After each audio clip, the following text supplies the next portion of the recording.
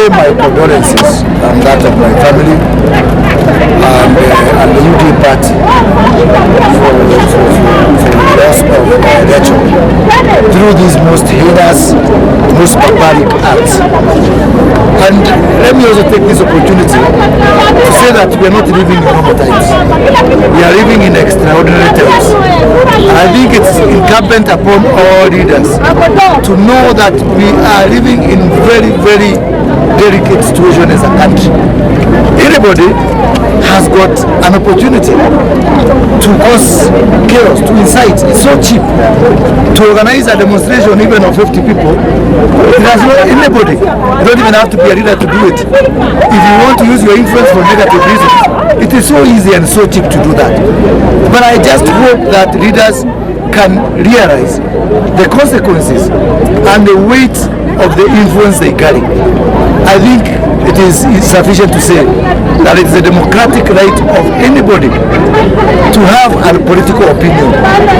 Rachel's only fault was to have a tattoo of a leader of her choice.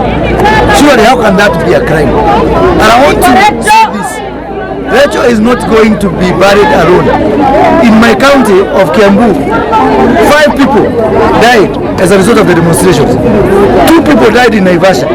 Out of the 9 people who passed away during the demonstrations 2 days ago, they were all from my community. They were all for the first time. Everybody who died, the IC is from the Kikuyu community. So Rachel just adds to that particular number. And this is a message I want to pass, especially to people from my community. We have sunk this law where human life does not matter. I observe with a lot of concern and worry that even human rights bodies, even Kenya Human Rights Commission, Kenya National Commission on Human Rights, they have not spoken on this matter. Is Rachel's life less important than that of other Kenyans? Even other women rights issues, and I want to commend Senator Mutinda for coming out here, women members of parliament. I am appalled by the raw capacity for anger among our women leaders on this matter. And I want to tell them that Rachel's life matters just like that of other women. The people who are talking about femicide, it is also femicide, even if it's politically motivated. And let me say this as I wind up. Let me say this with all honesty. I will defend the right of people in the opposition to be in the opposition. And to my death, I will fight for the right to be in the opposition. But equally, they need to safeguard the right of those people who are supporting government. That's the kind of democracy that we fought for. Democracy is not democracy for the opposition. Democracy is democracy for the opposition and democracy for people who are supporting government. And if action is not taken and taken swiftly, 207 will be a picnic, as Kuria said. We are just 1 year short of an election. Do you people want, I heard some people who could not pass by Naivasha 2 days ago say that Naivasha is the Strait of Hormuz, Githurai is the Strait of Hormuz.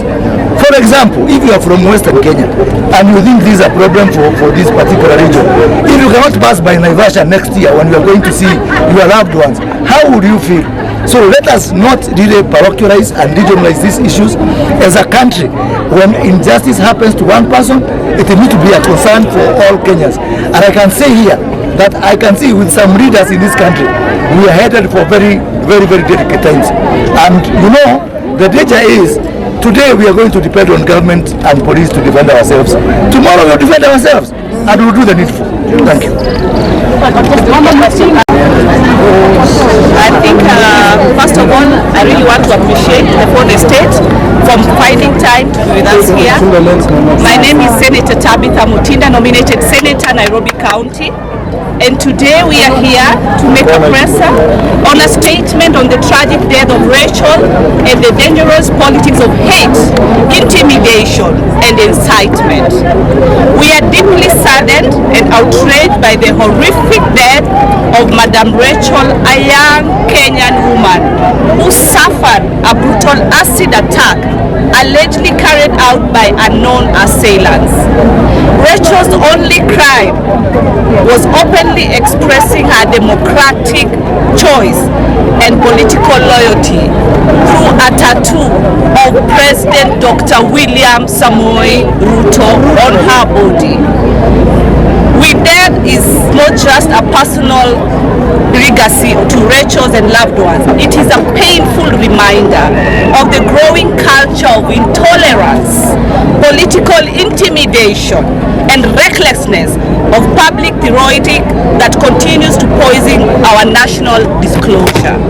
We extend our heartfelt condolences to Rachel's families and friends and all Kenyans shocked by this cruel and senseless act.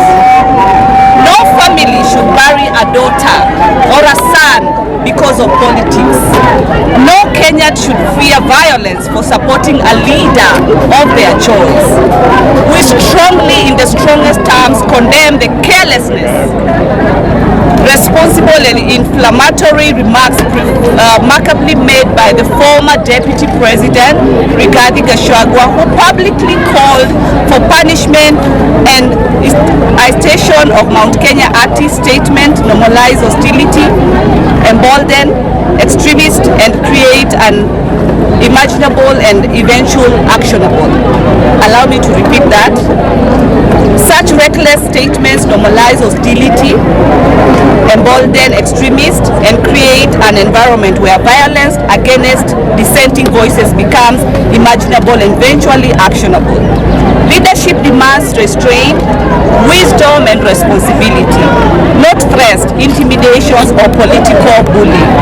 It is therefore deeply disturbing that a leader seeking the highest office in the land would engage in divisive rhetoric that undermines democracy, freedom of expression, and national unity.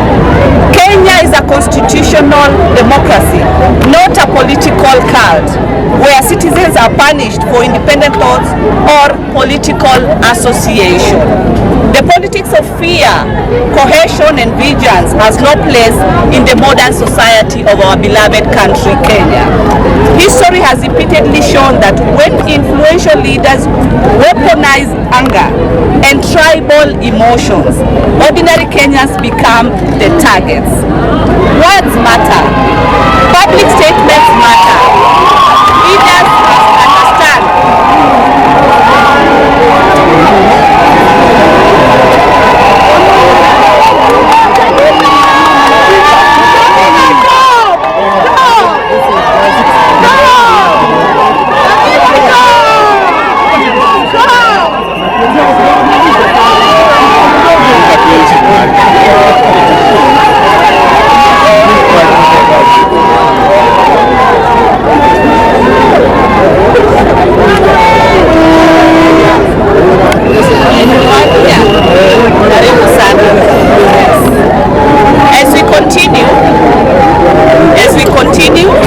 History has repeatedly shown that when influential leaders weaponize anger and tribal emotions, ordinary Kenyans become the targets. Words matter. Public statements matter. Leaders must understand that reckless utterances carry consequences beyond political rallies and television. We call upon one, investigative agencies to conduct swift, transparent, and through investigations into Rachel's attack and death. Number two, political leaders across the divide to reject citizens and condemn intolerance. Number three, Kenyans to defend the constitutional rights of every Kenyan, every citizen, regardless of their political affiliation or association. Human rights organizations and women leaders to stand firmly against political motivated violence and intimidation. We further call for peaceful vigils to all towns across Kenya to honor Rachel and all victims of political intolerance and violence. Let the nation stand united in demanding justice, dignity and protection of democratic freedoms. Additionally, this afternoon we shall present a formal petition to the Inspector General of Police demanding organs investigations, accountability, protection of witnesses, and immediate action against those spreading dangerous incitements and hate. I submit this statement to the fourth estate and allow my colleagues to be able to input a few words, and I continue condemning strongly as a woman that it is our right to choose which associations we want to be associated with politically, and it is wrong for anybody to castigate that. I submit.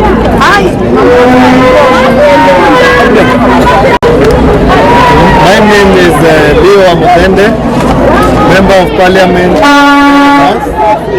and first, on behalf of my family, the people of Mbeere North, I extend my sincere condolences to Rachel's family and tell them that we stand with them in this difficult time and we will support them all the way.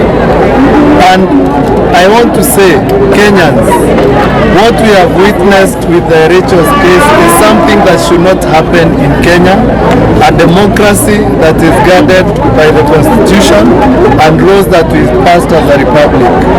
To have a young woman, a mother, a sister, a wife, a daughter be treated in such inhumane manner, meet such a death, untimely and cruel, is unacceptable and should be condemned by all leaders across the political divide. We are expectant of a statement from the opposition because we know this attack was politically motivated. She came out with a tattoo of a sitting president, Dr. William Samoei Ruto, and she was accosted and this happened.